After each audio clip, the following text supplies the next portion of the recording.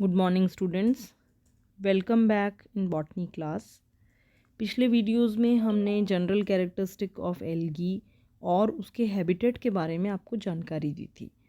इस वीडियो में हम रेंज ऑफ थैलस के बारे में पढ़ेंगे कि एल्गी जो है वह कितने प्रकार की हो सकती है और क्या क्या उसमें रेंज होती है।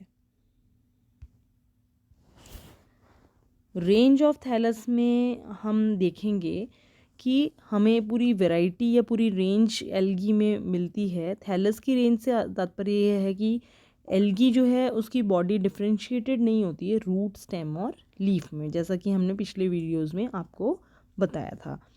तो जब रूट, स्टेम और लीफ में वह विभाजित नहीं होती है तो उसकी बॉडी को हम थैलस कहते हैं। और वह थैलस जो है वह एक सेल से भी बना हुआ हो सकता है और वह एक से अधिक सेल से भी बना हो सकता है। कहने का तात्पर्य है कि वह यूनिसेलुलर भी हो सकता है और मल्टी सेलुलर भी हो सकता है। साइज़ की अगर बात करते हैं तो 1 माइक्रोन से लेकर कुछ सेवरल मीटर्स तक की साइज़ जो है वह एल्गी की हो सकती है। इस आधार पे हमने साइज़ के आधार पर हमने इसको 5 भागों में विभाजित किया है एल्गी के रेंज के हिसाब से। पहला इसमें फॉर्म है यूनिसेलुलर फॉर्म, दूसरा है कॉलोनियल फॉर्म्स, तीसरा है फिलामेंटस फॉर्म्स, चौथा है साइफोनस फॉर्म और पांचवा है पैरेनकाइमेटस फॉर्म।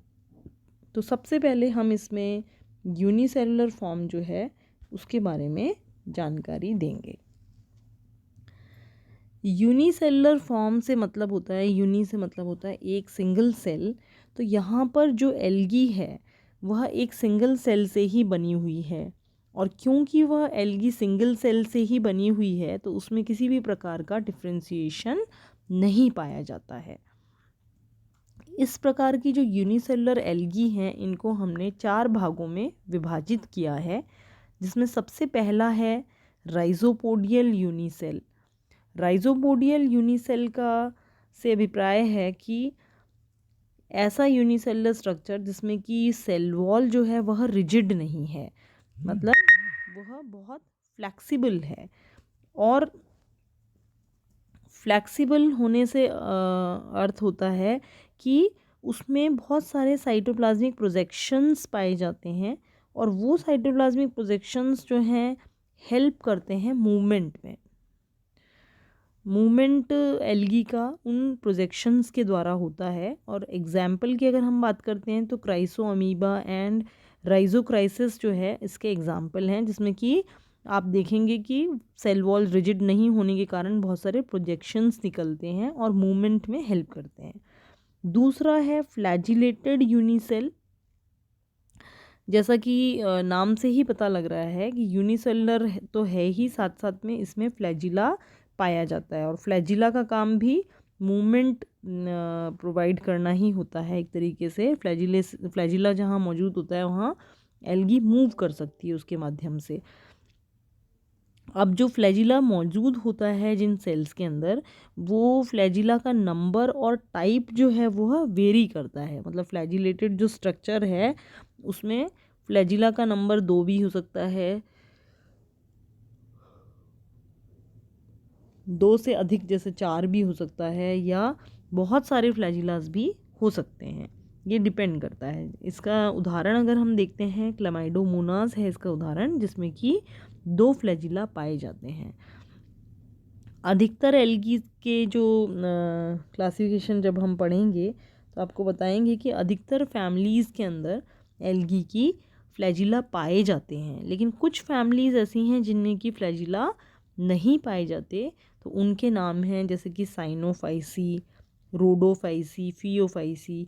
साइनोफाइसी जो है वह ब्लू ग्रीन एल्गी है, उसको हम साइनोफाइसी भी कहते हैं। तो ये जो साइनोफाइसी एल्गी है इसमें कोई भी फ्लैजिलेटेड स्ट्रक्चर नहीं पाया जाता। इसी प्रकार से रोडोफाइसी जो कि रेड एल्गी कहलाती है, इसमें भी कोई फ्लैजिलेटेड स्ट्रक्चर नहीं पाया जाता। उसी प्रकार से फियोफाइसी क्लास है जो कि ब्राउन एल्गी कहलाती है। इस ब्राउन एल्गी के अंदर भी फ्लैजिलेटेड सेल नहीं पाए जाते।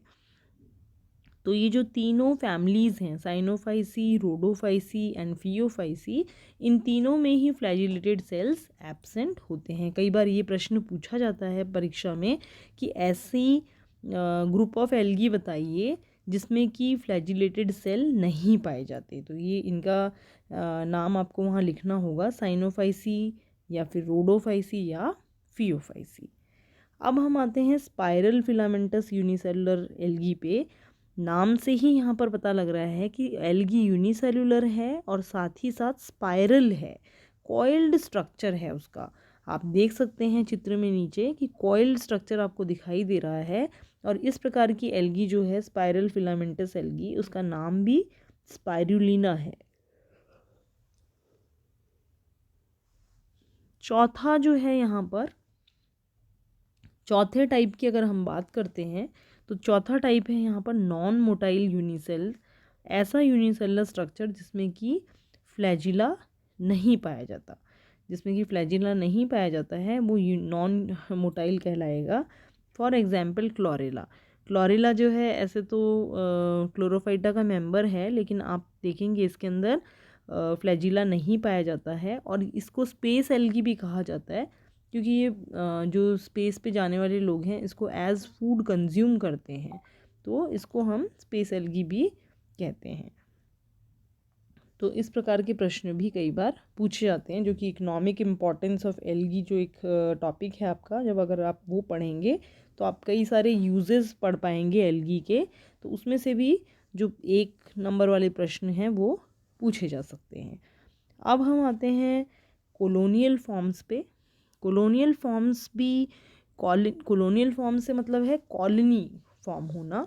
तो यहाँ पर एल्गी का जो सेल है उसमें रिपीटेड डिवीजन से बहुत सारे सेल्स बन जाते हैं और वो एग्रीगेट हो जाते हैं, मतलब वो इकट्ठे हो जाते हैं और एक म्यूसिलेजिनस शीट के अंदर आ जाते हैं। और इस प्रकार का जो स्ट्रक्चर फॉर्म होता है उसको हम कहते हैं कॉलोनी या कॉलोनियल फॉर्म। कॉलोनियल फॉर्म जो है वो on the basis of morphology और ऑर्गेनाइजेशन जो है कॉलोनी का किस प्रकार का है उसके आधार पर 4 भागों में उसको भी विभाजित किया गया है। सबसे पहला भाग है सिनोबियल एल्गी, सिनोबियल फॉर्म, फिर है पाल्मिलॉइड फॉर्म, फिर है डेंड्रॉइड फॉर्म और चौथा है राइजोपोडियल फॉर्म। तो सिनोबियल फॉर्म या सिनोबिया से अर्थ होता है ऐसी एल्गी जिसमें कि जो नंबर ऑफ सेल्स हैं, जो एग्रीगेशन हो रहा है, जो कॉलोनी फॉर्म हो रही है, उसमें जो नंबर ऑफ सेल्स हैं वह फिक्स्ड होते हैं, उनका साइज़, शेप, उनका अरेंजमेंट सभी कुछ फिक्स्ड होता है। तो इस प्रकार की डेफिनेट स्ट्रक्चर वाली जो एल्गी है, डेफिनेट शेप है, साइज़ है उसका, जो सेल्स हैं उनका अरेंजमेंट भी डेफिनेट है और उनका नंबर भी डेफिनेट है, इस प्रकार की एल्गी का जो कॉलोनी है उसको हम कहते हैं सिनोबियम। और उदाहरण अगर हम देखें तो ये सिनोबियम जो है मोटाइल भी हो सकती है, नॉन मोटाइल भी हो सकती है, मतलब चल भी सकती है और अचल भी हो सकती है। तो अगर चल वाली बात करें, मोटाइल वाली बात करें तो उसका एग्जाम्पल है वॉल्वॉक्स, और नॉन मोटाइल की अगर हम बात करते हैं तो उसका एग्जाम्पल है हाइड्रोडिक्टोन। तो सिनोबियम भी बहुत बार प्रश्न पूछा जाता है 1 नंबर वाले प्रश्नों में।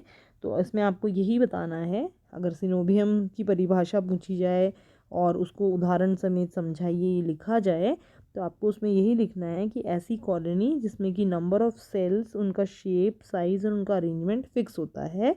और उदाहरण मोटाइल कॉलोनी जो है वो वॉल्वॉक्स बनाता है और हाइड्रोडिक्टोन जो है वह नॉन मोटाइल कॉलोनी बनाता है। अब आप चित्र अगर देखना चाहते हैं तो ये वाला जो चित्र है आप देख सकते हैं, ये जो ग्रीन कलर का नेट स्ट्रक्चर आपको जो दिखाई दे रहा है, नेट टाइप स्ट्रक्चर, ये हाइड्रोडिक्टोन का स्ट्रक्चर है। अब हम आते हैं पाल्मिलॉइड स्ट्रक्चर पे। पाल्मिलॉइड के अंदर नंबर जो है सेल्स का और शेप जो है, साइज़ जो है वह डेफिनेट नहीं होता है। तो जिसमें डेफिनेट होता है वह सिनोबियम कहलाता है, जिसमें डेफिनेट नहीं होता है वह पाल्मिलॉइड कहलाता है। ये जो पास वाला चित्र आप देख रहे हैं टेट्रास्पोरा इसका उदाहरण है। ये टेट्रास्पोरा जो है इसके अंदर number of cell, shape of the cell and size of the cell is not fixed, तो it means it is palmilloid. फिर आप आते हैं डेंड्रॉइड पे. डेंड्रॉइड का अर्थ होता है आपका जिसके अंदर की साइज़, शेप और नंबर जो है वो डेफिनेट नहीं है, लेकिन हर एक जो है सेल जो है वो उसमें एक म्यूसिलेजिनस थ्रेड स्ट्रक्चर पाया जाता है बेस पे. और ये जो सेल डिफरेंट सेल्स हैं, ये डिफरेंट सेल्स यूनाइट करते हैं, मतलब जुड़ जाते हैं उस और एक ब्रांच स्ट्रक्चर बना लेते हैं. जो म्यूसिलेजिनस थ्रेड्स हैं वह जुड़ जाते हैं और एक ब्रांच्ड स्ट्रक्चर बनाते हैं बेस के ऊपर. और ये जो स्ट्रक्चर है ये एक माइक्रोस्कोपिक ट्री के जैसे लगता है. तो इस तरीके की अगर कॉलोनी होती है then it is known as dendroid colony. Example है क्राइसोडेंड्रॉन. ये आप अगर इसमें चित्र देखते हैं तो आप देख सकते हैं इसके अंदर ये जो सी स्ट्रक्चर आपको बताया है ये वाला, ये आप देख लीजिए यहाँ पे लिखा हुआ है म्यूसिलेजिनस थ्रेड. ये थ्रेड्स एक साथ यूनाइट हो रहे हैं, जुड़ रहे हैं और एक कॉलोनी बना रहे हैं जिसको हम कहते हैं डेंड्रॉइड. अब आते हैं चौथा जो है वो है राइजोपोडियल. राइजोपोडियल जो कॉलोनियल फॉर्म है इसके अंदर आप देखेंगे कि हर एक सेल जो है कॉलोनी का यूनाइट करता है थ्रू राइजोपोडिया. जैसे कि हमने यूनिसेलुलर फॉर्म्स में भी देखा था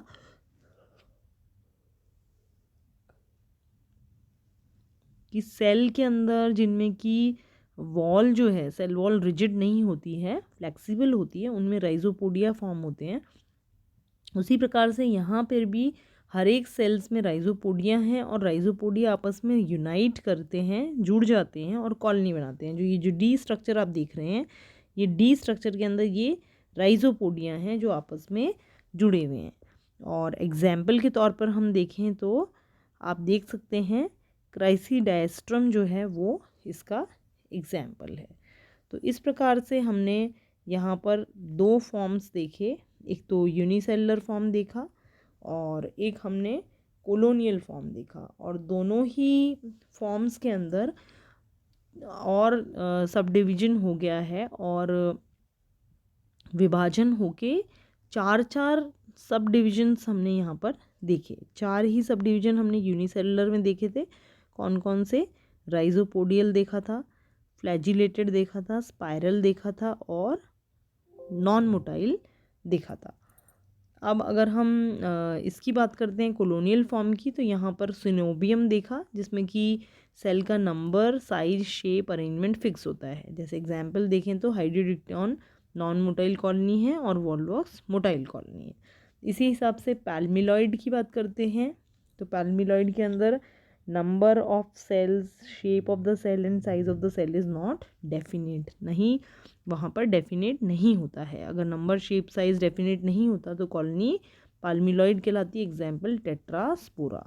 वैसे ही डेंड्रॉइड से अर्थ है शेप, सेल का नंबर, शेप, साइज डेफिनेट नहीं है, लेकिन हर सेल में नीचे म्यूसिलेजिनस थ्रेड लाइक स्ट्रक्चर है जो कि बेस पे जुड़ जाता है, आपस में जुड़ जाते हैं और एक कॉलोनी बना लेते हैं जो कि माइक्रोस्कोपिक ट्री के समान है. एग्जाम्पल क्राइसोडेंड्रॉन. चौथा राइजोपोडियल है. राइजोपोडियल के अंदर सेल्स यूनाइट करते हैं थ्रू राइजोपोडिया और राइजोपोडियल कॉलोनी इसको कहा जाता है. एग्जाम्पल है क्राइसीडायस्ट्रम.